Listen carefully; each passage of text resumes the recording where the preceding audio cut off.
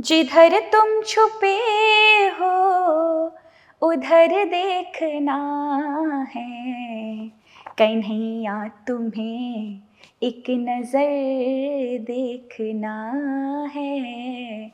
राधा आजकल चर्चा में, आप क्या कहना चाहेंगे इसके बारे में? मैं ये कहूँगी कि आपको एक बार ब्रजवासी संतों के सानिध्य में जाना चाहिए, क्योंकि कई बार आप शास्त्रों को पढ़ के भी राधा तत्व को नहीं समझ सकते। से जानना चाहूंगी कि ये जो लोग सवाल उठा रहे हैं कि क्या लड्डू गोपाल को हमेशा साथ लेके नहीं घूम सकते, क्योंकि आपकी क्या राय है इस पर? लड्डू गोपाल को लोगों ने खेल बना ली है। पूजा पाठ करें, बहुत अच्छी बात है, किंतु आप जहाँ रुके हैं वहाँ अच्छी स्वच्छता से ध्यान रखें, मर्यादा रखें। आपको नहीं लगता कि कुछ लोगों की वजह से बाकी जो हमारे देश की जो संत हैं, जो महात्मा है, उनके पे भी सवाल उठने लगे हैं? धर्म में और अंधविश्वास में क्या अंतर है? अंधविश्वास में आप हमेशा डरेंगे और धर्म कभी आपको डराता नहीं, अपितु निर्भय बनाता है।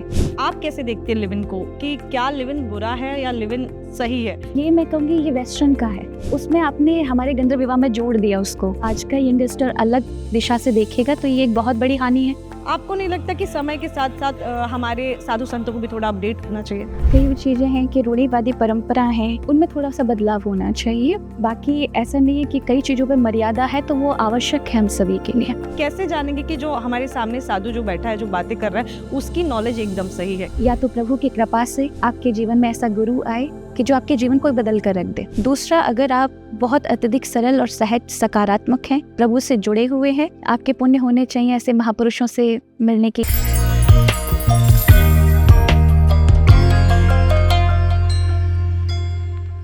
नमस्कार, मैं नेहा राजपूत आप सभी का एबीपी लाइव धर्मा लाइव पर स्वागत करती हूँ।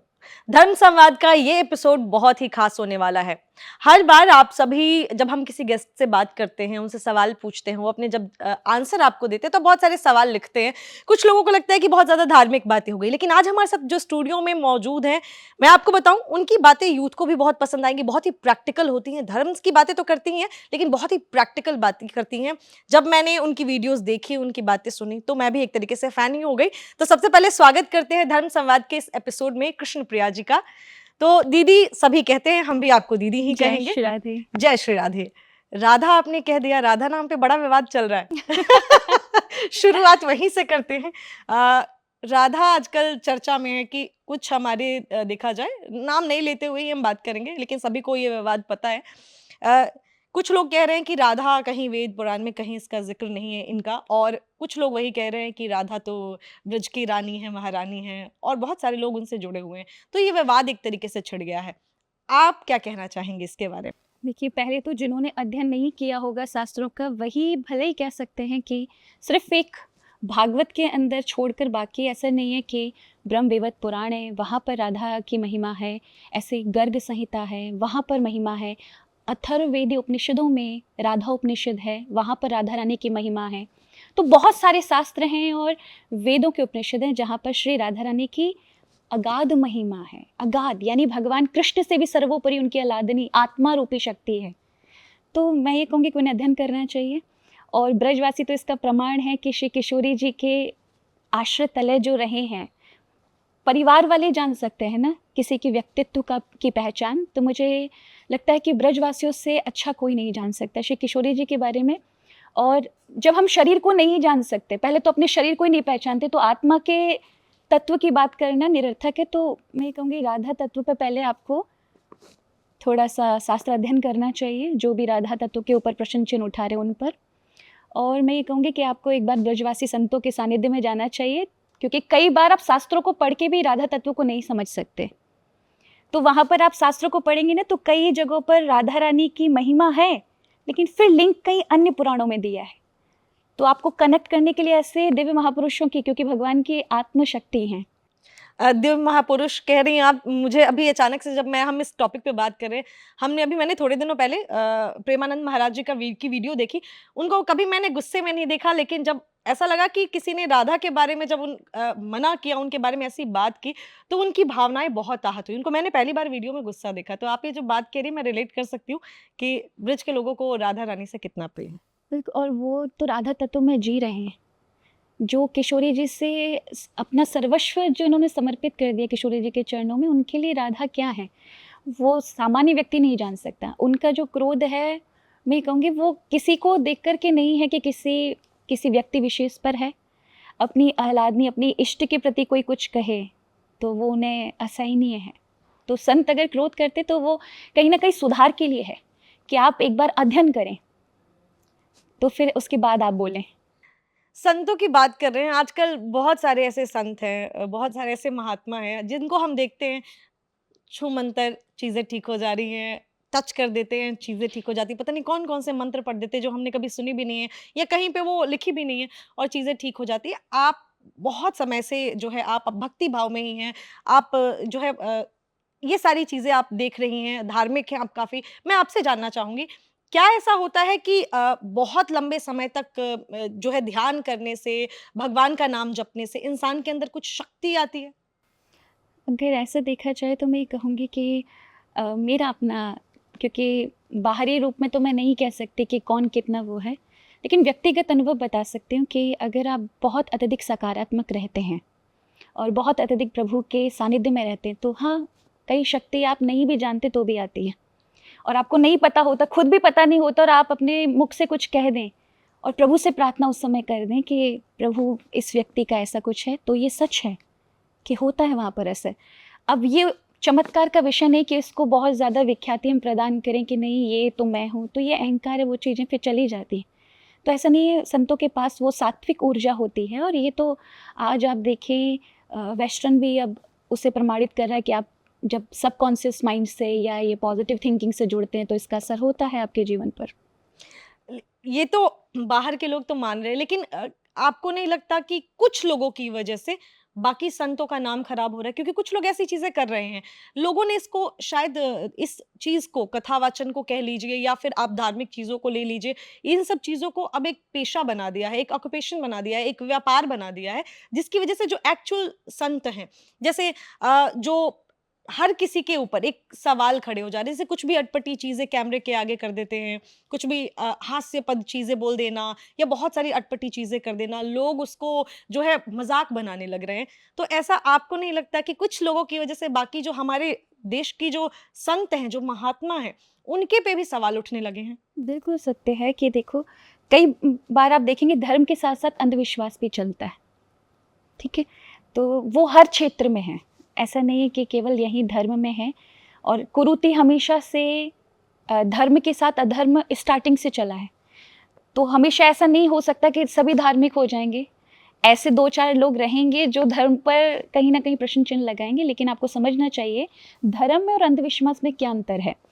अंधविश्वास में आप हमेशा डरेंगे और धर्म कभी आपको डराता नहीं, अपितु निर्भय बनाता है कि जहाँ आप जाकर के स्थिरता, स्टेबिलिटी सीखो और वहाँ आपको निर्भयता मिले कि आपको किसी चीज़ का फिर डर ही ना रहे संसार में, यानी मृत्यु तक का जो सबसे कड़वा सत्य है उसका भी डर ना रहे। तो अंधविश्वास क्या हर चीज़ में डराता है, उस चीज़ को आपको थोड़ा सा ये मैं ये कहूँगी हमारे सनातनियों को और सभी को समझना चाहिए कि एक धर्म में और अंधविश्वास में क्या अंतर होता है। यानी कि अंधविश्वास लोगों को डराता है और धर्म इंसान को निडर बनाता है। अ, हम मृत्यु की आपने अभी बात की, ये एक ऐसी चीज है ना जिससे सभी डरते हैं। मरने से हर कोई डरता है, मौत का एक डर होता है ना जो हर किसी के अंदर होता है। लेकिन वहीं ये कुछ लोग ऐसे भी होते हैं जिनको मृत्यु का डर नहीं होता। मृत्यु के डर को खत्म कैसे करें? क्या ऐसा कोई तरीका बताया गया हमारे शास्त्रों में? बिल्कुल है, भागवत उसका एक बहुत बड़ा मैं कहूँगी उद्देश्य है। वो तो शुरुआती मृत्यु से होती है, परीक्षित को श्राप लगा है, 7 दिन में उसकी मृत्यु होने वाली है और उसको उस डर को ख़त्म करना है 7 दिन के अंदर कि उसका जो मनुष्य जन्म लेना है कि हम क्यों आते हैं, क्योंकि हर ऐसे कई जन्म हमने निकाल दिए हैं। हर जन्म में सब कुछ बनाते हैं, पत्नी बनाते हैं, पति बनाते हैं, सब कुछ अर्जित करते हैं, प्रसिद्धि प्राप्त करते हैं और फिर एक दिन सब छोड़कर चले जाते हैं एक नए जन्म की तलाश में। तो ये हर जन्म में होता है। तो यहाँ से कि जिस हमारा आना सफल हो जाए तो 7 दिन में कैसे प्राप्त हो, इसी की शुरुआत भागवतम से है कि मृत्यु पर विजय प्राप्त कर लें आप, यानी मृत्यु से आपका डर। हमें क्या है, हम प्रतिदिन मरते हैं ऐसा नहीं है, हम हर रात्रि को जब सोते हैं तो मृत्यु की ही गोद में जाते हैं, उससे एक आंशिक मृत्यु कह लीजिए, पर आपको डर नहीं लगता नींद से। आप कुछ भी, आपका अस्तित्व आपको पता नहीं होता कि आप कौन हैं, क्या नाम है, किसके आप माता पिता कौन हैं आपके, तो ये कुछ भी नहीं पता होता। लेकिन आपको विश्वास होता है कि अगले दिन आप जाग जाओगे। अगर ये पता चल जाए कि आप नहीं जागोगे तो मुझे लगता है नींद से भी आपको डर होगा। तो वैसा ही है मृत्यु, वो कड़वा सत्य कि जहाँ आपको अभी पता नहीं है कि आप इस नींद में से दोबारा जागेंगे, लेकिन ये सत्य है कि आप अगले जन्म में जाग जाते हैं या फिर इन सभी चक्रों से अपने आप को मुक्त कर लेते हैं। तो ये एक बहुत गंभीरता वाली बात है। मुझे लगता है कि ये आप तभी समझ पाएंगे जब आपको एक अच्छा सच्चा सद्गुरु प्राप्त होता है। कैसे पाएं सदगुरु, आप बता दीजिए। क्योंकि जैसे मैंने कहा, इंटरनेट पे तो इतने गुरु हैं कि सब कंफ्यूज्ड हैं कि किन की बात सुने। जैसे अभी मैं आपसे आगे कुछ एक सवाल पूछूंगी जो आपको बताएगा, मतलब जिससे आपको ये जानने को मिलेगा कि मैं ऐसे सवाल आपसे क्यों पूछ रही हूँ। जैसे कि लिव इन के बारे में एक है, अभी कुछ हमारे गुरु लोग कहते हैं कि लिव इन रिलेशनशिप तो जानवरों की शैली है। कोई कहते हैं कि कुत्ता बिल्ली जो है वो रहते हैं लिव इन में, जानवर रहते हैं लिव इन में, इंसान के लिए लिव इन रिलेशनशिप नहीं है। वहीं देश के में देखा जाए तो उस पर कानून भी है, बहुत सारे लोग सहमति भी इस पे देते हैं। आप कैसे देखते हैं लिव इन को, कि क्या लिव इन बुरा है या लिव इन सही है? क्या आपकी पर्सनल मैं सोच जानना चाहूंगी इस पे। देखो, मेरा तो क्या, मैं मेरे व्यक्तिगत विचार रखने से पहले धर्म को भी रखना जरूरी है, क्योंकि मैं उसी क्षेत्र से आती हूँ। तो हमारे वैदिक सनातन धर्म में 8 प्रकार के विवाह हैं। विवाह को भी डिवाइड किया गया है: ब्रह्म विवाह, देव विवाह, आर्ष विवाह, गंधर्व विवाह, प्राजापत्य विवाह। तो ये विवाह हैं कि आप किस किस कंडीशन में ये विवाह को मतलब ले सकते हैं। जैसे आज हमारे यहाँ जो विवाह होते हैं उसको हम देव विवाह कहते हैं। माता पिता देखते हैं, फिर कन्या का विवाह करते हैं, इसे देव विवाह। ब्रह्म विवाह वो होते हैं, वो इतने ऋषि फ्रैंक थे कि जब अगर कन्या चाहे तो फिर माता पिता जहाँ वर है उसके घर जा कर के विवाह करो, उसे ब्रह्म विवाह। और जहाँ माता पिता की इच्छा नहीं है लेकिन लड़के लड़की चाहते हैं, उसको गंधर्व विवाह कहते हैं। यानी उसको भी हमारे यहाँ पर विवाह की श्रेणी में रखा है, उसे स्वीकार किया है विवाह में। पर लिव इन रिलेशनशिप को स्वीकार ना करना, उसके कारण एक जो पीछे है उसका जो विचार है वो थोड़ा सा गलत है। क्या है, लिव इन रिलेशनशिप भी हमारे यहाँ स्वीकार है, पर उसमें सबसे बड़ी बात है कि आप जिसको, जो आजकल लिव इन रिलेशनशिप है कि आप एक दूसरे को जाने पहचाने, वो विवाह नहीं है। कि आप 5-10 साल किसी के साथ या 3-4 साल रहते हैं एक कमरे एक छत के नीचे पति पत्नी बनकर, और फिर एक को पसंद नहीं आया और दूसरे को वही चाहिए कि यही पार्टनर होना चाहिए, और पहले को एकदम मुझे नहीं, अब मुझे तो दूसरा देखना है, ये मुझे पसंद नहीं। तो आपने एक व्यक्ति की ज़िंदगी तो ख़राब कर दी। हमारे शास्त्र कहते हैं अगर आपकी वजह से किसी एक का भी जीवन बर्बाद हुआ है तो आपको भुगतना पड़ेगा, अपने ही जीवन में भुगतना पड़ेगा। ऐसा नहीं कि कोई अनंत जन्मों का चक्कर ले गया तब जाकर, इसी जन्म में भुगोगे। वो फिर आपको पारिवारिक रूप में मिले, अपनी संतति के रूप में मिले, फिर आपके मानसिक क्लेश के रूप में मिले, लेकिन आपको ये कर्म भोगने हैं। तो यहाँ पर क्या है, इस चीज़ की दरिद्रता है। मैं ये कहूँगी कि ये चीज़ें नहीं होनी चाहिए। इसलिए शायद हो सकता है कि साधु संतों को ये स्वीकार नहीं है, क्योंकि इसमें आप देखेंगे इसमें विवाह की तरह तो कोई है ही नहीं। अगर गंधर्व विवाह भी आप करते हैं, जिसको आप लिव इन रिलेशनशिप कहें, तो उसमें भी है कि आप आजीवन ये बद्ध होते हैं कि आपने जिसको भी अपनाया है वो लाइफ टाइम तक आपके साथ है, चाहे उसे दुनिया स्वीकार करे ना करे। किंतु यहाँ ऐसा नहीं है कि आप उसको छोड़ दें और आप एक नई चॉइस, तो ये मैं कहूँगी ये वेस्टर्न का है। उसमें आपने हमारे गंधर्व विवाह में जोड़ दिया उसको, और आज का यंगस्टर अलग दिशा से देखेगा तो ये एक बहुत बड़ी हानि है। तो मैं कहूँगी कि उसे उस तरीके से देखा जाए जो हमारे ऋषियों ने देखा है। आप अलग तरीके से मत लेके जाएं, जो आपके लिए आगे बहुत अत्यधिक भुगतान करना पड़ेगा उसका। तो यानी कि आप जरूर आप रह सकते हैं साथ में, जान सकते हैं, लेकिन हाँ अगर आप कमिटेड हो तब। मैं ये कहती हूँ कि आप जाने ना, क्यों आपको आवश्यकता है कि एक शरीर के नीचे रह करके ही मतलब उसके साथ ही जानना है? विचारों से नहीं जान सकते। बहुत सारे ऐसे लोग हैं जो दूर रह करके ही सबको समझते हैं, मिलते भी हैं। जरूरी नहीं कि आप पति पत्नी की तरह व्यवहार करके ही किसी को समझे। तो ये तो केवल वेस्टर्न का हुआ ना, कि वहाँ केवल शरीर पे ही ध्यान दिया जाता है, मानसिक चेतना पर और थॉट प्रोसेसिंग पे तो ध्यान ही नहीं है। जबकि हमारे यहाँ भारतीय संस्कृति में अलग है, हमारे यहाँ सौंदर्य पर या शरीर की उस पर नहीं, आपकी आत्मा से आपके विचारों पर ध्यान दिया जाता है। कितनी सही बात कही। तो जो भी लोग ये सवाल पूछते थे, मैंने वो सवाल छोड़ा था सदगुरु वाला, और मैं इस पे इसलिए जंप कर गई थी क्योंकि इसीलिए मैंने आपसे ये सवाल पूछा, क्योंकि बहुत सारे ऐसे लोग हैं जो ऐसी बातें करते हैं रिलेशनशिप के बारे में, या जो आजकल की यूथ को पसंद नहीं आते, वो उनको एक्सेप्ट नहीं कर पा रहे, तो इसीलिए उनको गुरु भी चुनने में थोड़ी सी परेशानी हो रही है क्योंकि अच्छा फलाने ने बोल दिया ये चीज़ गलत है, उनको पसंद नहीं आ रही, कि आप तो बहुत पुरानी सोच रखते हो। आपको नहीं लगता कि समय के साथ-साथ हमारे साधु संतों को भी थोड़ा अपडेट होना चाहिए? देखिए कई चीज़ें हैं कि रूढ़िवादी परंपरा हैं, उनमें थोड़ा-सा बदलाव होना चाहिए। बाकी ऐसा नहीं है कि कई चीज़ों पे मर्यादा है तो वो आवश्यक है हम सभी के लिए।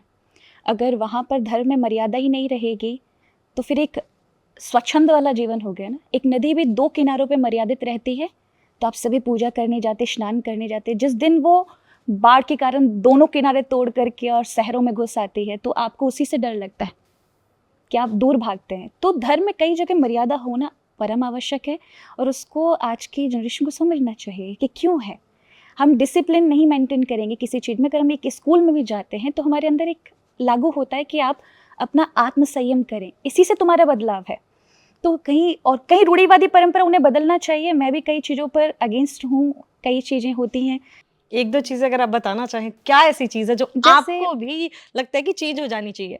जैसे कि स्त्रियों को कमतर समझना हमारे कई जगहों पर, उनको मैं ये नहीं कहूँगी सारे साधु महात्मा ऐसे हैं, नहीं, सभी महापुरुष बहुत अच्छे हैं। वो जो उस स्तर पर पहुँच चुके हैं उनके लिए फिर नारी नहीं है, चेतना है, प्रभु का अस्तित्व है कि उसके अंदर भी वही परमात्मा निवास कर रहे हैं जो पुरुष के अंदर है और हर एक प्राणी के अंदर। जो भी उस स्तर तक नहीं पहुँचे वो फिर नारी को नरक का द्वार और ये सब कहेंगे। तो मैं कहूँगी कि शास्त्रों में कई जगहों पर नारी के लिए अगर ऐसी विवेचना है तो उसका कारण है जो ब्रह्मचारी लोग हैं, साधु संत लोग हैं, वो अगर नारी या सोने पर या बाकी इन सब पर ध्यान देंगे तो फिर अब वह ब्रह्मचर्य और संतत्व नहीं निभा सकते। इसीलिए वो थोड़ी ऐसी दृष्टि रखेंगे तो उनका मन वहाँ नहीं जाएगा कि नारी चंचला होती है, नारी फंसा लेगी, नारी ऐसा। तो वहाँ पर स्त्री के लिए भी है कि स्त्री अगर संतत्व में है तो उसको पुरुष को उस दृष्टि से देखना चाहिए जिससे उसका आकर्षण वहाँ ना हो। क्योंकि आप देखेंगे अगर अपोजिट हैं तो वहाँ पर आकर्षण होना, पर आप उस स्तर तक पहुँचिए फिर आपको आवश्यकता ही नहीं पड़ेगी। तो मुझे लगता है कई जगहों पर जब आप देखते हैं तो ये रूढ़िवादी परंपरा, कई जगहों पर देवताओं के प्रति डराना, काल भैरव को या भैरव जी को स्त्रियों को छूना नहीं चाहिए, प्रसाद नहीं खाना चाहिए, हनुमान जी पे स्पर्श नहीं करना चाहिए, गायत्री मंत्र नहीं ये पढ़ना नहीं करना चाहिए, बाकी बहुत सारे बहुत वेद सारी मंत्र नहीं चीज़ें। बोलने चाहिए। तो ये जो चीज़ें हैं ये हमारे कहीं ना कहीं हमें संकुचित करती हैं। तो मुझे लगता है कि कई चीज़ें हैं आज के दशक, आज जिस उसमें जी रहे हैं, तो हमारे महापुरुषों को थोड़ा सा बहुत अत्यधिक हृदय वाला होना चाहिए। उन्हें समझना चाहिए कि कहीं भी आप अगर वेदों के उपनिषदों में देखोगे तो कहीं स्त्री और पुरुषत्व का नहीं, केवल कर्म कांडों में आपको देखने को प्राप्त होगा। लेकिन उपनिषदों में तो केवल चेतन की यानी लक्ष्य की, पूर्ण लक्ष्य की प्राप्ति के लिए आपका मूल केवल परमात्मा होना चाहिए, ना कि भेद। तो मैं कहूँगी कि आप अगर उस स्तर पर पहुँचे हैं तो वो भेद मिटाने चाहिए, और अगर आप भी शुरुआत नहीं करेंगे तो मुझे लगता है पीछे आने वाली जनरेशन, जो आगे आने वाली जनरेशन का क्या होगा। तो कुछ चीज़ें ऐसी हैं जो आपको भी, और ये बहुत ही प्रैक्टिकल चीज़ें आपने बोली। अब मैं वापस से उसी सवाल पे आती हूँ, गुरु कैसे चुने? मतलब जैसे लोग कुछ लोग मैंने देखा, मैं बहुत सारे गुरुओं से मिली हूँ। लोग आजकल पागल हैं, जो भी वो कह रहे हैं वो मानते हैं, जो भी वो कह देते हैं वो सुनते हैं, सवाल कम पूछते हैं। तो कैसे जाने कि सामने वाला जो गुरु है वो सही है, वो सही जानकारी देगा? क्योंकि लोग, वो तो गुरु, तो जैसे आपने भी बोला कि ये चीज़ें होती हैं। अब आपने जैसे कहा कि बहुत सारी चीज़ों में स्त्रियों को मनाही है। बहुत सारे गुरुओं ने कहा गायत्री मंत्र नहीं पढ़ना चाहिए। फिर लोग, सवाल उन्होंने नहीं पूछा, उन्होंने उसको एक्सेप्ट कर लिया। फिर बहुत सारे रील्स बने, वीडियोज़ बनी और ये वायरल हो गया कि नहीं, लड़कियाँ तो गायत्री मंत्र नहीं पढ़ सकती। फिर हमने अपने ही शो से शुरू किया, हमने बहुत सारे बाबा लोगों से सवाल पूछा कि क्यों गायत्री मंत्र नहीं पढ़ना चाहिए? तो आपको क्या लगता है किस तरीके से हम सोचें और जानें कि इनकी जो नॉलेज है, क्योंकि अब हर इंसान वेद पुराण तो पढ़ नहीं सकता, कैसे जानेंगे कि जो हमारे सामने साधु जो बैठा है, जो बातें कर रहा है, उसकी नॉलेज एकदम सही है? किस तरीके एक से तो हम बात जान सकते हैं? गायत्री मंत्र के लिए आपने कहा ना, मुझे उन लोगों को कहना है कि वही जब यही वेद पढ़ करके वेस्टर्न के अंग्रेज शुद्ध हो गए, ठीक है, उनके अंदर वो अपने आप को बदल गए, तो फिर जहाँ हमारे ऋषियों का हम पे मौलिक अधिकार है, जो हमारी चीजें हैं वो हम क्यों ना बोले? जब दूसरे लाभ ले सकते हैं, उन पर असर कर रहा है, जबकि वो ना उनकी जाति का, ना वर्ण का, ना किसी चीज का हमें पता है, उन पर वो सभी मंत्र असर कर रहे हैं, तो फिर हमारी जो ऋषि परंपरा है उसी में ये सभी बच्चे हैं, चाहे वो स्त्री हो चाहे पुरुष हो, तो उन पे क्यों नहीं असर? उनका तो मौलिक अधिकार है और मुझे लगता है सबको बोलना चाहिए। एक चीज हमारे व्यूअर ने लिखी थी, शायद वो ज्यादा जानकारी रखते हैं, उन्होंने इस पे कमेंट किया था जब हमारी वीडियो बनी कि इसलिए नहीं महिलाओं को ये अलाउड है क्योंकि वो जनेऊ धारण नहीं करती हैं। देखिए, प्रारंभ में पूर्व वैदिक काल में तो स्त्रियों को सारी शिक्षा दी जाती थी, वेदों की, यज्ञों की। इसलिए कई बार आप देखें वेदों में ऋषिकाओं का नाम है और प्राय कोई भी संत उन ऋषिकाओं का नाम लेना चाहता नहीं। मैं कहूँगी पुरुषत्व सोच, वो पुरुषत्व प्रधान की नहीं, पुरुष ही सब कुछ कर सकते हैं। ऐसी कई महिलाएं हैं जिन्होंने उपनिषदों में उनका नाम है, उनकी सहभागिता है, उन्होंने उसमें निर्माण कार्य में सहयोग प्रदान किया, लेकिन प्राय उनका नाम नहीं आता है। तो मैं कहूँगी कि उसमें थोड़ा सा बदलाव होना चाहिए और सोच अच्छी रखें।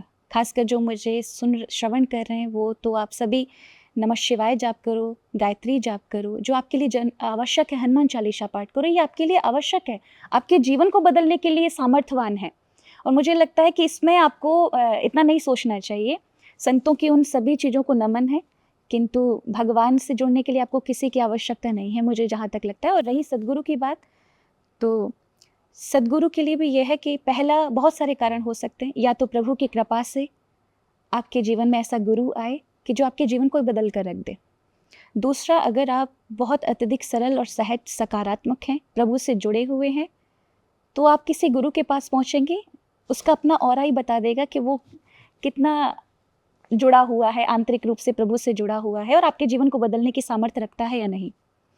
और तीसरी बात यह है कि आपके पुण्य होने चाहिए ऐसे महापुरुषों से मिलने की, क्योंकि इतनी भीड़ों में आप किसी ऐसे गुरु को पहचानो। भक्तमाल तो यहाँ तक कहता है कि सभी को आप श्रद्धा से नमन करिए। किसी से आपको कुछ अच्छा मिल रहा है तो वो आपके गुरु तुल्य है, लेकिन एक गुरु जो आपकी दिशा को परिवर्तन कर दे वो एक ही होता है और वो सौभाग्य से मिलता है। अब जब तक आपको नहीं ऐसा प्रतीत हो रहा है तब तक सबको नमन करिए और टेस्ट करते रहिए कि टेस्ट कौन मत सी करिए। है। टेस्ट करना गलत है। टेस्ट अगर आप करेंगे तो आपको अपराध लगेगा। तो कैसे आप जाने आंकलन फिर? करिए, अच्छा, मन में रखिए। आपको ये नहीं कि वो संतों का ये ऐसा नहीं चोला पहना, वो वैसे नहीं पहना, ये ऐसे व्रत नहीं करते, इन चीजों में नहीं। अध्यात्म अलग होता है। ये तो यूनिफॉर्म है, मैंने वस्त्र पहन रखे हैं सफेद, मैंने तिलक लगाया, ये मेरी यूनिफॉर्म है।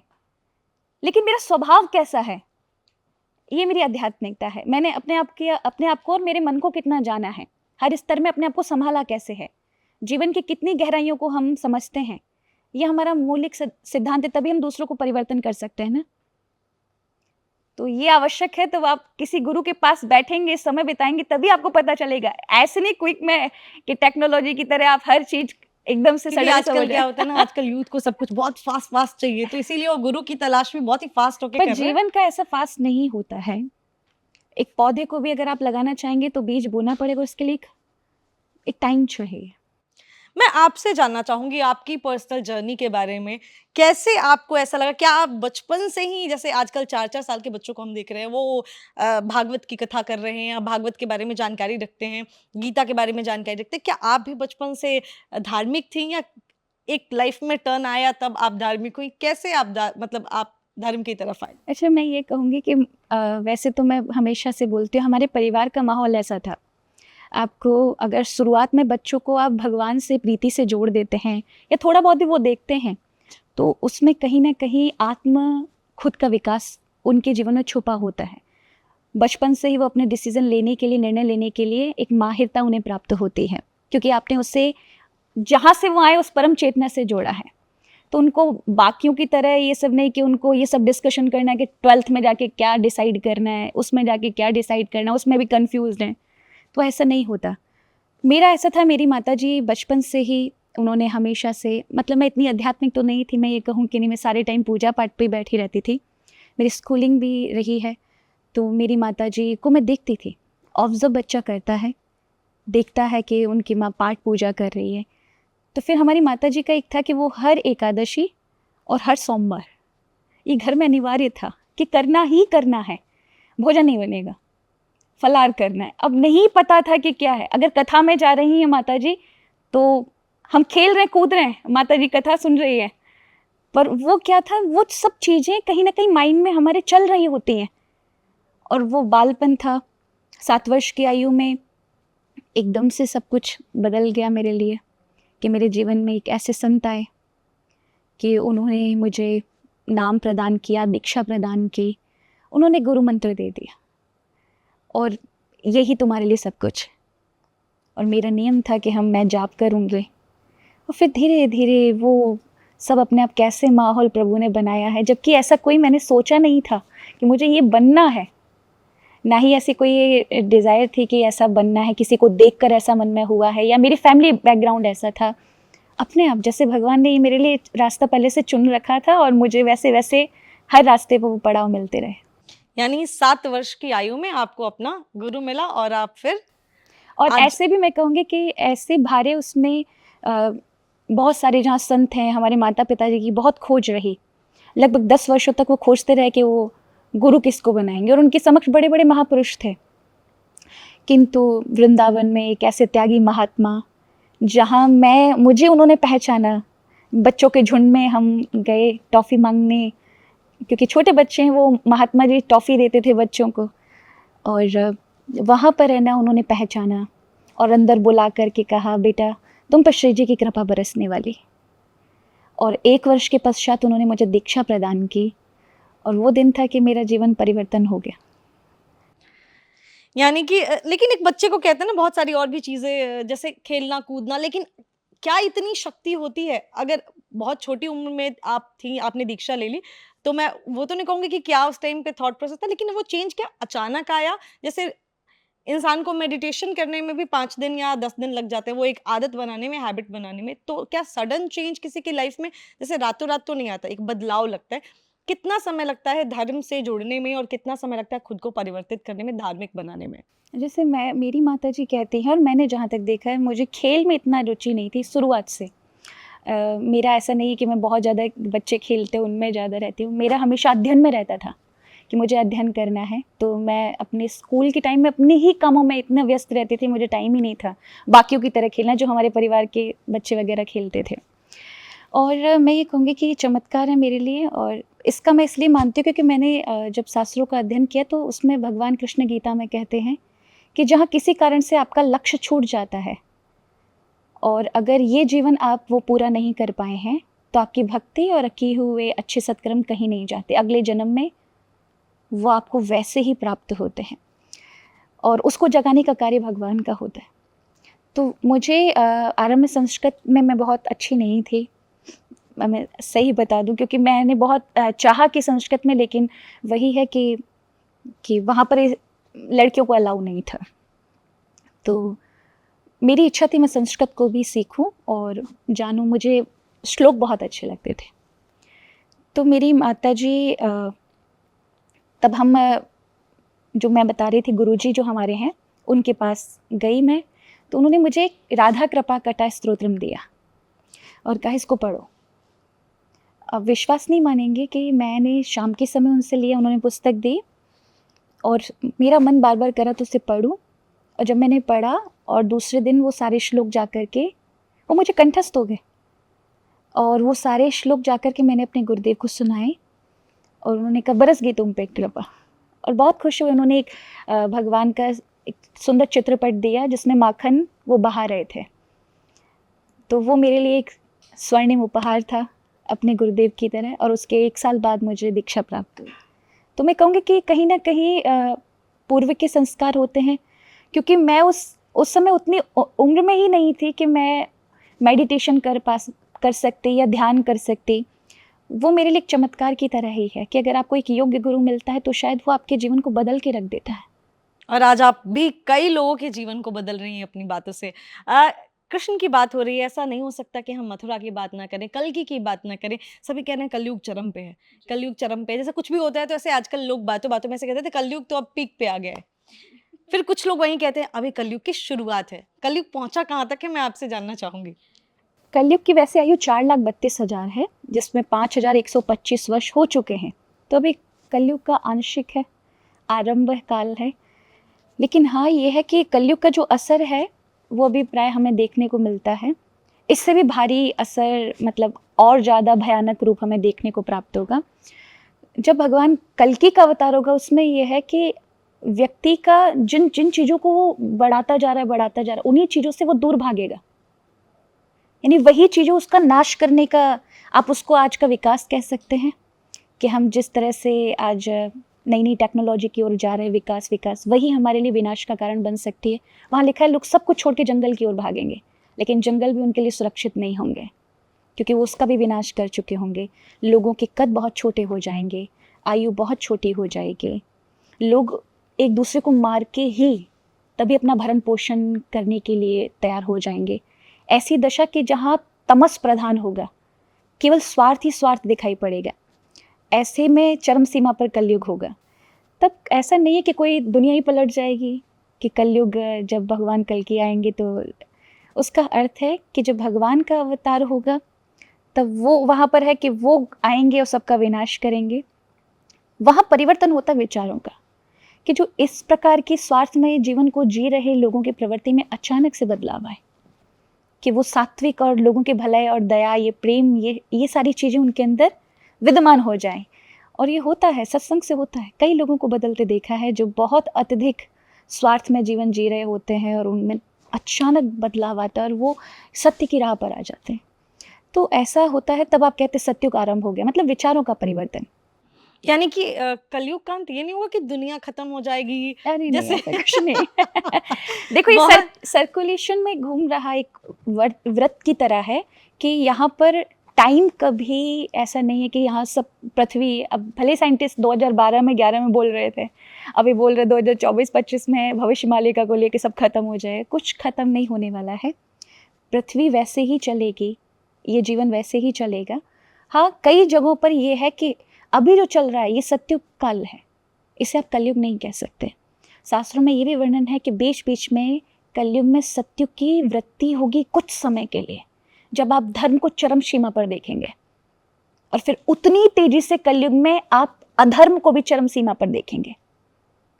तो ये कुछ समय ऐसे रहेंगे कलयुग के बीच में कि जहां आप धर्म को बहुत उच्च सीमा पर देखोगे और फिर उतनी ही गहरे अंधकार में आप मानवता को देखोगे। तभी शायद सारे जितने भी हमारे साधु महात्मा कह रहे हिंदू राष्ट्र बनाना है, सनातनी बनना है, अब समझ में आया। तो अभी तक तो हम यही सुनते आए थे कि बहुत सारे लोग यही कहते हैं कि जब कलयुग खत्म होगा तो पूरी दुनिया खत्म हो जाएगी, कुछ लोग बचेंगे, फिर से दुनिया चालू होगी। लेकिन चलिए, आपने अच्छी जानकारी दी कि ऐसा कुछ नहीं होने वाला। अब हम कृष्ण की बात की, कल्कि की बात की हमने, एक और चीज़ है, एक और सवाल है इसी से थोड़ा-सा जुड़ा हुआ, लड्डू गोपाल से जुड़ा हुआ। आप भी अभी आई थी, आपके आपके साथ हमने देखा लड्डू गोपाल। वो हमारे कुछ ऐसे महात्मा संत लोग हैं, जो कहते हैं आजकल इस पर टिप्पणी कर रहे हैं। वीडियो आप तक भी कभी न कभी, अगर आप इंस्टाग्राम, सोशल मीडिया देखते हैं तो आप तक भी पहुँचेगी। कह रहे हैं ये बड़ा मज़ाक बना रहे हो इस चीज़ का कि जहाँ-जहाँ जाते हैं लड्डू गोपाल लेकर जाते हैं, कि वो कोई खेलने की चीज़ नहीं है, उनको रख के पूजा करने की चीज़ है, कि लड्डू गोपाल को ऐसे लेके घूम नहीं सकते। आपसे जानना चाहूँगी क्योंकि आपके पास खुद लड्डू गोपाल हैं और बहुत सारे लोगों के जो है, हमारे भी जानने वालों के घर में लड्डू गोपाल है, वो उनकी पूजा करते हैं। तो इस तरीके की अचानक से एक वीडियो आ जाती है तो मन में कहीं न कहीं एक शंका हो जाती है कि क्या कहीं हम कुछ गलत तो नहीं कर रहे हैं? तो मैं आपसे जानना चाहूँगी कि ये जो लोग सवाल उठा रहे हैं कि क्या लड्डू गोपाल को हम ऐसे साथ लेके नहीं घूम सकते? या हम उनको ऐसे जहाँ भी रहते हैं हम उनको नहलाते हैं, हमको खिलाते हैं, तो ये सब चीज़ें हमें नहीं करनी चाहिए। मैं आपसे जानना चाहूँगी आपकी क्या राय है इस पर? मेरा ऐसा है कि वो संत भी गलत नहीं है, जहाँ तक वो बोलते हैं वो इसलिए बोलते हैं कि कई बार आप देखते हैं लड्डू गोपाल को लोगों ने खेल बना लिया है, कि उनको लेकर ऐसे घूम रहे हैं, फिर वो कहीं वॉशरूम में जा रहे तो वहीं लड्डू गोपाल रख दिए। अगर वो कहीं ऐसी गलत जगह से गुजर रहे हैं, ऐसे ढाबों से गुजर रहे हैं जहाँ पर सब कुछ खाया जा रहा है और वहाँ पर वो लड्डू गोपाल बैठे हैं, तो वहाँ पर ऐसा नहीं है। मर्यादित तो हर चीज़ होनी चाहिए। मेरा ऐसा है कि मैंने हमेशा से उनको अपना प्रियतम सखा सब कुछ उन्हीं को माना है, तो मैं उनके बिना कभी जाती नहीं, बचपन से ही नहीं जाती।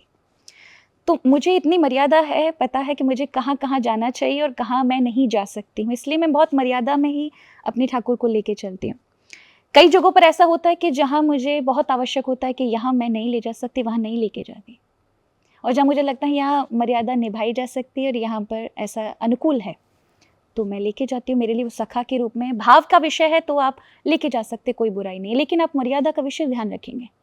पर आप देखें, प्राय आप देखेंगे कंधे पे लेके बहुत बड़े बड़े ठाकुर को घूमेंगे, फिर बिहारी जी के दर्शन करने जाएंगे, उनकी देहरी पे ठाकुर जी को रख देंगे, लोगों के चरण चल रहे हैं और भगवान, तो आप खुद देखिए बांके बिहारी जी में और इन गोपाल जी में अंतर कहाँ है? तो उनका आप ऐसे प्रश्न चलने लगे कि वो सबके खिलाफ है, ये विरुद्ध हैं। वो मर्यादा में रखने के लिए बोल रहे हैं कि आप उनको केवल खिलौने ना समझें, आप ये समझें जगत नियंता को लेके जा रहे हैं। तो कुछ मर्यादित हैं, आप अपने गुरुओं से सीखें कि आप अगर बाहर लेके जाएं तो किन किन चीज़ों का आपको ध्यान रखना चाहिए। कि आप लेके जाएं तो ऐसा नहीं, आप घर में भी रख के जा सकते हैं, वहाँ पर आप उनकी व्यवस्था करके जाएं, किसी व्यक्ति को छोड़ कर जाएं। नहीं है कोई व्यक्ति तो भगवान को सब कुछ सौंप के जाएं, प्रभु आप ही संभालिएगा सब चीज़ें, आप ही घर के मालिक हैं। उनके लिए पैसे छोड़ कर जाएं कि प्रभु आप अपनी इच्छा से, भाव का विषय है, वो आप कुछ भी कर सकते हैं। पर मैं कहूँगी कोई बुराई नहीं है, अगर आप भावना से जुड़े हैं, उनके बिना आप रह नहीं सकते। तो यहाँ तो कर्मा बाई के लिए एक संत कहकर गए थे कि खिचड़ी तुम बिना नहाए धोए बना देती हो, भगवान को तो नहा धो के बनाना चाहिए। और बेचारी कर्मा बाई को डर बिठा दिया कि तुझे पाप लगेगा ऐसे, क्योंकि बिना नहाए धोए सुबह ही बना देती थी, दातुन करते करते, और वो खिचड़ी बना रही हैं और भगवान आकर के उनका भोग लगाते थे।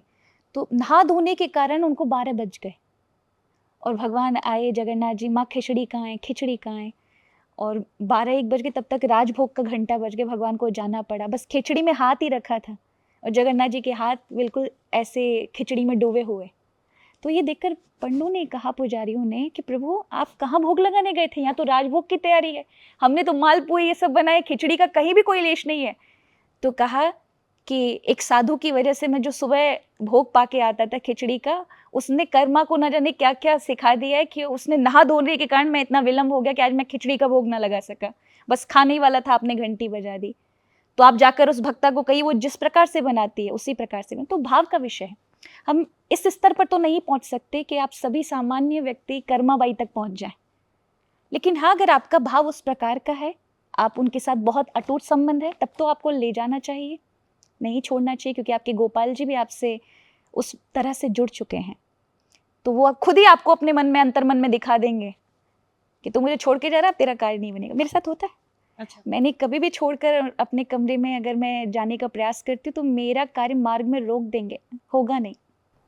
बहुत बार मैंने करने की कोशिश कुछ की है। ऐसी चीजें जो लोग लड्डू गोपाल रखते हैं, जितने भी लोग ये वीडियोस देख रहे हैं, क्योंकि ये बड़ा ही इंटरेस्टिंग सवाल है, जो लोग लड्डू गोपाल रखते हैं, क्या उनको सजेशन देना चाहेंगी, सलाह देना चाहेंगे कि जो जैसे कहते हैं डूज डोंट्स, क्या करना चाहिए, क्या नहीं करना चाहिए, कुछ बेसिक चीजें जो हर कोई फॉलो करे, और कुछ ऐसी चीजें जो किसी को भी नहीं करनी चाहिए लड्डू गोपाल के साथ। जैसे आप करते हैं, पूजा पाठ करें, बहुत अच्छी बात है, किंतु आप जहाँ रुके हैं वहाँ अच्छी स्वच्छता से ध्यान रखें, मर्यादा रखें। बाहर आप हर जगह, आपके पास अगर कोई आश्रम में निवास नहीं, आश्रम बहुत अच्छी जगह है, वहाँ जाके रुकें। अगर आप नहीं रुक पाते, कहीं अन्यत्र रुक रहे हैं, तो लड्डू गोपाल को वहीं छोड़ कर जाएं। आप पूरे तीर्थ भ्रमण करके आइए, आप कहीं भी खाइए, आपके ऊपर दोष नहीं है, लेकिन अपने लड्डू गोपाल को हर जगह लेकर मत जाइए। किंतु अगर आप लेके जाते हैं तो मर्यादा रखिए कि उनको कहाँ बिठाना है, स्वच्छता में बिठाएं, उनको भोग कैसे लगाना है। और बाकी आपके गुरु परंपरा में जो भी निर्देश हैं, आप अपने गुरुओं से पूछो किस प्रकार से लेके जाना है, किस प्रकार से, क्योंकि सभी संप्रदायों की अपनी अपनी अलग अलग उपासनाएं हैं। मेरी अपनी अलग है, हम गोपी भाव में हैं, हमारी जो परंपरा है वो गोपी भाव में, सखी भाव में रहते हैं। तो हम भगवान की सेवा से तो बिल्कुल अलग हो ही नहीं सकते। तो सबकी अपनी अलग अलग है, गौड़ीय संप्रदाय की अलग है, बल्लभ संप्रदाय की अलग है। तो जो जिस संप्रदाय से है, मुझे लगता है उन्हें अपने गुरुओं से पूछना चाहिए और गुरु जो आदेश दें उनके नियम अनुसार करना चाहिए। ये बड़ा इंटरेस्टिंग आपने कुछ बोला, जो मैं जिसके बारे में थोड़ा और जानना चाहूंगी, कि लड्डू गोपाल को रखने के लिए भी अलग अलग संप्रदायों के अलग अलग नियम हैं। बहुत सारे लोग तो शौकिया रख ले रहे हैं आजकल, लेकिन तो क्या ये गलत है? नहीं नहीं, गलत कोई भी नहीं है। देखो, संप्रदाय का अर्थ है आपको एक माध्यम पकड़ाना जहाँ भटकाव में है, कि आप जगह जगह जा रहे हैं, जगह कोई सॉल्यूशन नहीं मिल रहा आपको, तो संप्रदाय आपको एक माध्यम पकड़ाते, एक रास्ता पकड़ाते हैं कि अभी आप छोटे छोटे नगर और गली मोहल्ले गांव से जा रहे हैं, अब आइए चाहिए राजमार्ग पकड़ा देते हैं, आप इस पे जाइए, आप फुल स्पीड से जाएंगे, पहुंच जाएंगे। ठीक है, तो वो संप्रदाय कि आपको एक उपासना प्रदान करता है और एक इष्ट प्रदान करता है, एक निर्देश के लिए गुरु प्रदान करता है, तो वो माध्यम है। फिर आपकी आराधना के जो इष्ट देव हैं उसके अनुसार तो लड्डू गोपाल रखने चाहिए। किसी के पास नहीं है तो उसका अर्थ नहीं, अगर वो संप्रदाय से नहीं जुड़ा है तो वो उसका अधिकार नहीं है। भगवान पर सबका अधिकार है, सब रख सकते हैं। मेरी ओर से तो मुझे नहीं लगता किसी को। क्या लड्डू गोपाल पिज्जा खा सकते हैं? आपसे इसलिए सवाल पूछ रही हूँ क्योंकि मैंने किसी से पूछा था और उन्होंने कहा था सब कुछ, जैसे एक तरफ कहते हैं कि लहसुन प्याज नहीं देना चाहिए, नहीं छूना चाहिए, वहीं पे कुछ लोग कहते हैं हम तो जो पाते हैं वही देते हैं। तो क्या हम लड्डू गोपाल को पिज्जा भी मैं भोग यही लगा आपको सकते हैं? बोल रही थी कि मर्यादा होनी चाहिए। संतों ने जो कहा है वो इसी के कारण कहा है कि आप हर चीज नहीं खिला सकते। इसका अर्थ है आप पक्के वैष्णव है ही कहाँ, फिर आपको अधिकार कोई नहीं है कि आप प्रभु को इस प्रकार से लेके जाएं। अगर आप खुद सात्विकता का पालन नहीं करते और आप लड्डू गोपाल को ले जाकर पिज्जा खिला रहे हैं, कुछ भी खिला रहे हैं जो अमर्यादित है, फिर ना तो आप में उसकी ऊर्जा का कोई प्रभाव आने वाला है। तो आप केवल दिखावटी ये भक्त बनने की कोशिश ना करें, आडंबर ना रखें। अगर आप सच में अपने आप को बदलाव चाहते हैं, सच में चाहते हैं कि वो केवल और केवल विग्रह नहीं रह जाएंगे, वो सिर्फ मूर्ति रह जाएंगे आपके समक्ष। विग्रह तब होंगे तब आप अपनी चेतना से उनको जुड़ेंगे, आप भावनात्मक विषय से जुड़ेंगे, आपको पता होगा क्या चीजें हमारे लिए मर्यादित हैं। मुझे मतलब मेरे लड्डू गोपाल नहीं खा सकते, मतलब मेरे लिए भी अनिवार्य नहीं है, मुझे भी नहीं खाना। अगर मुझे खाना है तो मेरे लड्डू गोपाल को मुझे नहीं लगाना है। तो आपकी क्या तपस्या रही? मुझे लगता है आत्मसंयम तो आपने पाला ही नहीं है। तो जितने भी लोग ये जिनसे भी मैंने पूछा था और जितने भी लोगों का ये सवाल था कि हम जो खाते हैं वही हम लड्डू गोपाल को खिलाते हैं, नॉनवेज छोड़ के, तो उसमें लहसुन प्याज भी नहीं होना चाहिए, सात्विकता का पूरा पालन किया जाना आजकल चाहिए। पिज्ज़ा और सैंडविच में मैंने अभी गुजरात में और राजस्थान में मैं गई थी, तो फलार में भी बनाते हैं। अच्छा, सात्विकता से बनता है, साबूदाने का और इन सब का। यानी सात्विक पिज्जा खिलाइए आप अपने लड्डू गोपाल को, लेकिन वो जिसमें लहसुन प्याज हो नहीं, ये सब सारी नहीं चीजें है, नहीं होनी अनिवार्य चाहिए। नहीं है। देखो, मैं ये नहीं कहूँगी कि लहसुन प्याज बुरे हैं, औषधियों में भी उनका उपयोग होता है, किंतु मेरा ऐसा है जो सात्विक हैं, वैष्णव हैं, जिनके लिए जिन्होंने दीक्षा प्राप्त की है और जो भगवान से जुड़ा रहना चाहते हैं, कहीं ना कहीं आहत होती है उनकी सात्विकता, क्योंकि तमस प्रधान चीज़ें हैं तो मन चंचल करती है। भगवान से कहीं ना कहीं आप हट करके फिर संसार की इन सभी फिजूल बातों पर आओगे।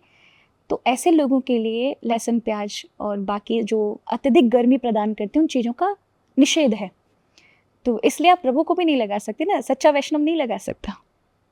ठीक है, तो यानी कि ये भाव की भी बात होती है और थोड़ा सा आपको चीजें ध्यान रखनी चाहिए, मर्यादा का ध्यान रखना चाहिए। भाव की बात है, एक सवाल और आता है कि एक हमारे बहुत ही फेमस कह सकते हैं, प्रसिद्ध हमारे कथावाचक हैं, बहुत मानते हैं लोग उन्हें, नाम नहीं लूँगी मैं हालाँकि उनका, लेकिन उन्होंने कहा कि आजकल ये उनका ऐसा नहीं कि उन्होंने किसी का नाम लेकर कहा कुछ, लेकिन हाँ, एक उनका ये है कि आजकल लोग कथा करते समय ख़ास तौर पे उन्होंने महिला जो है कथावाचकों के लिए कहा था कि जब उनको कोई ऐसी दुःख वाली जगह आती है जहाँ पे वो कथा सुनाते दुःख वाला समय आता है, तो वो क्या करती हैं, ग्लिसरीन लगा लेती हैं आँखों में और फिर वो आँसू से रोने लग जाती हैं। बहुत वायरल हुई है ये भी वीडियो। तो मैं आपसे जानना चाहूँगी कि क्या ऐसा होता है या वो जो, क्योंकि क्या होता है, मैं ये बहुत सारे संत अब एक दूसरे पर कटाक्ष कर रहे हैं, तो इससे सारे अपनी-अपनी चीज़ें देख रहे हैं। ये नहीं कोई देख रहा है कि ये पूरी जो है सनातन के, हम सब सनातनी हैं। हम हिंदू होने के बाद, सनातनी होने के बाद एक दूसरे पर ही हम कटाक्ष कर रहे हैं, हम गलत-गलत चीज़ें बोल रहे हैं। तो बेशक वो चाहे महिला कथावाचकों के लिए बोले, लेकिन वो बोल तो रहे हैं एक सनातनी के लिए ही। तो मैं ये जानना चाहूँगी कि उस समय क्या भाव होता है कथा सुनाते समय? क्या उनकी बात सच है कि क्या ऐसा कुछ लोग करते हैं कि ग्लिसरीन लगा लेते हैं और वो रोने लग जाते हैं? या किस तरीके का भाव आता है? क्योंकि आप खुद कथा करती हैं, मैं आपसे जानना देखिए, चाहूँगी। मुझे तो मोस्टली आप मेरी कथाओं में देखूँ, मैं तो प्रसन्नता से कथा करती हूँ। हाँ, मैं मुझे आपको हँसते हुए देख रही हूँ पिछले 1 कभी घंटे भी से। कभी भी मुझे ऐसा नहीं होता कि मतलब विरह का, हाँ, ऐसा समय होता है जब आप बहुत भाव में आप डूबते हैं कथा में। आप अगर किसी प्रसंग में होंगे, अगर वो विरह का है तो आप उसमें खोते हैं। उसमें जब तक आप डुबकी नहीं लगाएंगी तब तक आप विरह में नहीं जा सकते। और मेरे साथ प्राय बहुत रेयर होता है कि जब मैं विरह में जाती हूँ, क्योंकि उसमें जब प्रभु की कृपा होती है, मैं कहूँगी बिना कृपा के नहीं हो सकता। तो प्राय मेरे कई बार आंसू मेरे प्रभु के व्यक्तिगत होते हैं। जब मैं अपने चैन बिहारी के समक्ष बैठती हूँ तब। बाहरी रूप में मेरे बहुत रेयर होता है कि जब ऐसा कुछ संयोग बने। बाकी अगर कोई भी ऐसा भाव वाला है तो चैन बिहारी के समक्ष होंगे जब मैं एकांत में हूँ। बाकी बाहर में हाँ हो सकता है, लेकिन मैं इसको एक पॉजिटिव उसमें देखती हूँ कि अगर कोई इस कारण से भी देखता है। भक्तमाल में एक कथा है कि हमारे जो बांके बिहारी जी को प्रकट किया है हरदास जी महाराज ने, उनके गुरुदेव के विषय में शायद मैं जहाँ तक सही हूँ, मुझे बहुत पहले ये कथा मैंने श्रवण की थी भक्तमाल से। तो वो कथा सुना रहे थे, तो वो देखते हैं कि वहाँ पर एक जो श्रोता था क्योंकि वो जब कथा कहते थे तो वो इतने विरह में कहते थे कि श्रोता जितने भी थे सब रोने रोने लग जाते थे। ऐसा वियोग का वातावरण, वो 3 से 4 घंटे रोते थे सभी, वो ऐसे भाव में डुबो देते थे। तो उनमें एक थे जो श्रोता रोते ही नहीं थे। अब उनको देखते सब रो रहे हैं और सब मुझे क्या सोचेंगे, मैं कितना वैसा मन वाला हूँ, ठोस कठोर मन वाला हूँ। तो अगले दिन उन्होंने मिर्च लगा ली कपड़े में, और कपड़े में मिर्च लगा करके जैसे लोगों को रोना देखा और उन्होंने अपनी मिर्च लगाना चालू कर दी और उनको भी आंखों में अश्रु आ गए। तो ये देखकर वो जो महात्मा जी थे जो कथा सुना रहे हैं, वो आके उनके चरण पड़ जाते हैं और कहते हैं कि तुम में अब कितना तकलीफ करे, ये तो सब भाव में अपने आप करें सरलता से सामान्य है, लेकिन निकल नहीं रहे आंसू तो भगवान वो निकलें, इसलिए अपने नेत्रों को आप कठोरता प्रदान करें, उन्हें दुखी कर रहे हैं, आप नमन के योग्य हैं। हमारे संतों की ये रही है, वो एक नकारात्मक चीज़ों को भी सकारात्मकता से देखते हैं।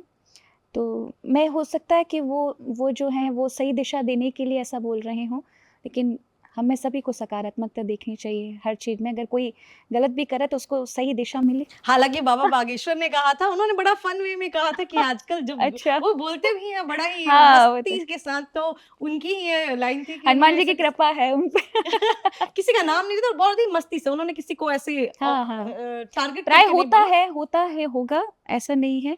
तो कहीं ना कहीं अगर कटाक्ष उन्होंने देखा होगा तभी ऐसा कहा है, उसमें कोई नहीं। कई बार हो सकता है फिर वो भाव में भी करेंगे, आज ऐसा करें तो ये भी सवाल मैंने ले लिया। एक आखिरी सवाल मैं आपसे लूंगी और वो है मथुरा से। अयोध्या में राम मंदिर बना, लेकिन अयोध्या में सरकार ने इतनी सारी चीजें की, क्या हुआ सबने देखा। अब मथुरा में भी मंदिर बनने के लिए, मंदिर के निर्माण के लिए बात चल रही है। मथुरा वालों का क्या सपोर्ट मिलेगा, या वहां भी मंदिर के बाद जय श्री राम कह दिया जाएगा, जय हरे कृष्ण, या जो है उनको हाथ जोड़ दिया जाएगा सरकार को? देखिए, हमें आशा है फिर भी बीजेपी को सपोर्ट पूरा मथुरा करता है। एक छोटे से छोटा, एक संत से संत, और वो कहीं किसी भी क्षेत्र में है, हर एक व्यक्ति। और मंदिर बनेगा तो बीजेपी को तो फुल सपोर्ट रहेगा ही रहेगा। जब आशा में इतना सपोर्ट देते हैं कि मथुरा की भी अब बारी होगी, मथुरा में भी ये कार्य होगा, तो क्यों नहीं होगा। मैं कहती हूँ समर्थन सबका है। यानी कि चलिए, कम से कम कुछ पॉजिटिविटी तो लोगों को मिलेगी, जो लोग राजनीति से जुड़ा हुआ या सोच रहे हैं कि यहाँ कुछ तो मथुरा से जुड़ा हुआ। क्योंकि क्या हुआ ना, अयोध्या में लोगों ने बहुत उम्मीदें लगाई हुई थी, और जब उम्मीदें टूटती हैं तो इंसान को दुख होता है। एक और चीज जानना चाहूंगी, ये तो बहुत सारे लोगों का सवाल होगा, एक्सपेक्टेशन को कैसे छोड़े, ये आप बता दीजिए बस आखिर में। क्योंकि बहुत सारे यंगस्टर्स और बहुत सारे लोग हैं, लोग कहते हैं ना कि जितनी कम अपनी आप इच्छाएं रखोगे उतना आप खुश रखोगे, किसी से उम्मीद मत रखो। ये बड़ा सा हर किसी का ये होता है कि अरे उम्मीद रखते हो इसीलिए दुख होता है। चाहे वो ऑफिस हो, चाहे वो घर हो, चाहे वो रिश्ते नाते हो, चाहे वो एक आप यहाँ जाए रेस्टोरेंट में भी खाने जाइए तो वहां भी आपको उम्मीद होती है कि शेफ आपको अच्छा खाना देगा ही देगा। उम्मीदों को कैसे छोड़े ताकि देखिए, दुख ना हो? मुझे लगता है आप प्राय हम क्या हर चीज़ को गोल झोल कर देते हैं, इसलिए समझ नहीं आता। धर्म का और भक्ति का कार्य मार्ग ही यही है कि आप अपनी उम्मीदों को मतलब करने के बाद उससे डिटैच रहना। इसी को कर्मयोगी कहा गया कि आप कर्म करना मत बंद करो। ये नहीं कि आपको गाड़ी अगर पसंद आई है तो आप नहीं लो, लेकिन कभी ऐसी परिस्थिति सिचुएशन आए तो क्या आपने अपने आप के मन को इतना स्थिर कर रखा है कि उन परिस्थिति को आप फेस कर सको, जैसे भगवान कृष्ण की तरह।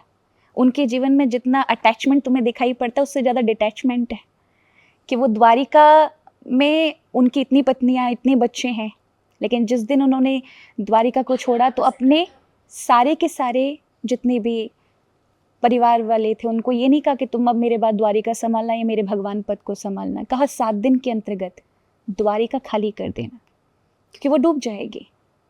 अपने ही परिवार को वहाँ नष्ट होते देखा, लेकिन उस समय भी भगवत तत्व का ज्ञान दिया। यानी आप फुलफिल होकर जिए, लेकिन जब ऐसी सिचुएशन आए तो अपने आप को स्थिर कर सकें। यही आपको भक्ति बताती है, और ये तब होगा जब आप प्रभु से जुड़ेंगे। एक अलग तरह की शक्ति आपके अंदर प्रभु प्रदान करते रहते हैं, और वो शक्ति ही फिर आपको हर चीज़ से डिटैच करती रहती है कि आप होने के बाद भी उन सबसे अछूते हैं। गाती भी हैं आप, तो अगर आप जाने से पहले कोई फेवरेट भजन गुनगुना दीजिए, ताकि जितने भी हमारे व्यूअर्स हैं वो भी मंत्रमुग्ध हो जाए। आपकी बातों से तो हो ही चुके होंगे, आपके भजन से भी हो जाएं, तो कुछ लाइन आप सुना दीजिए। श्री राधा रानी का सुने। जरूर। मैं बहुत आरंभ में जब भागवत कथा करती थी तब का, और एकदम से अभी याद आया। मांगू मैं श्री जी हे राधा रानी, एक दया की नजरिया। मांगू मैं श्री जी हे राधा रानी, एक कृपा की नजरिया, एक दया की नजरिया। राधा रानी एक कृपा की नजरिया। मांगू मैं श्री जी हे राधा रानी, एक दया की नजरिया। बहुत ही अच्छा गाती हैं आप। मन तो कर रहा है कि आपको बोलूं कि कृष्ण जी के लिए भी गा दीजिए। अब राधा रानी के बारे में आपने गाया तो कृष्ण को कैसे छोड़े, वो भी गा दीजिए, कंप्लीट हो जाए। वैसे तो मैंने राधा रानी में और कृष्ण में कभी अंतर नहीं समझा, क्योंकि परस्पर दोनों एक ही हैं।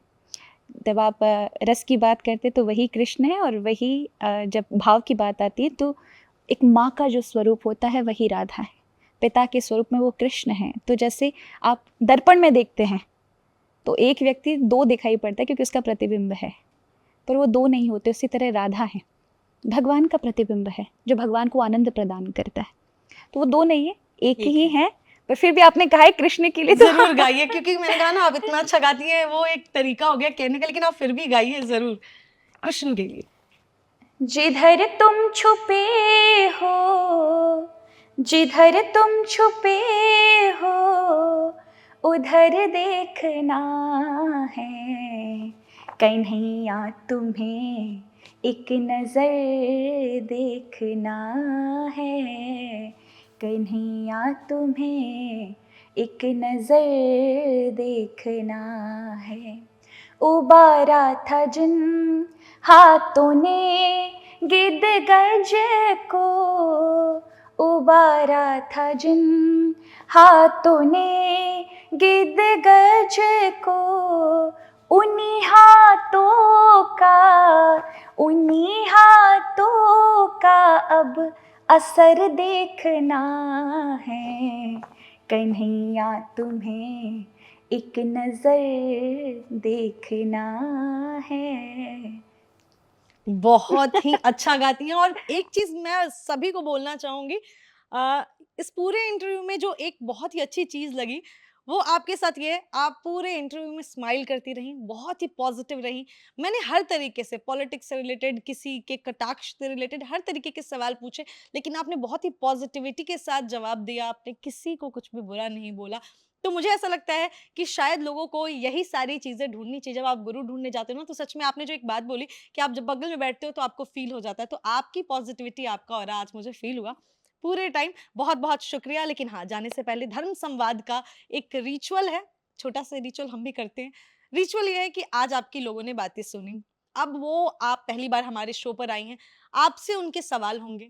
अब उन सवालों का जवाब देने के लिए भी आप ही को आना पड़ेगा। मैं इतनी ज्ञानी नहीं हूँ, मैं ज्ञान ले रही हूँ धीरे धीरे, लेकिन उनका जवाब देने आप ही को आना पड़ेगा। तो वो रिचुअल है कि आपको प्रॉमिस करना होगा अपने सारे व्यूअर्स से कि जो वो सवाल पूछेंगे जवाब देने के लिए आप जरूर आएंगे। अवश्य नेहा जी, और आपने भी बहुत प्यारे प्रश्न मुझसे किए हैं, और मुझे लगता है कि जितने भी दर्शक होंगे उन सभी को इसका लाभ मिलेगा।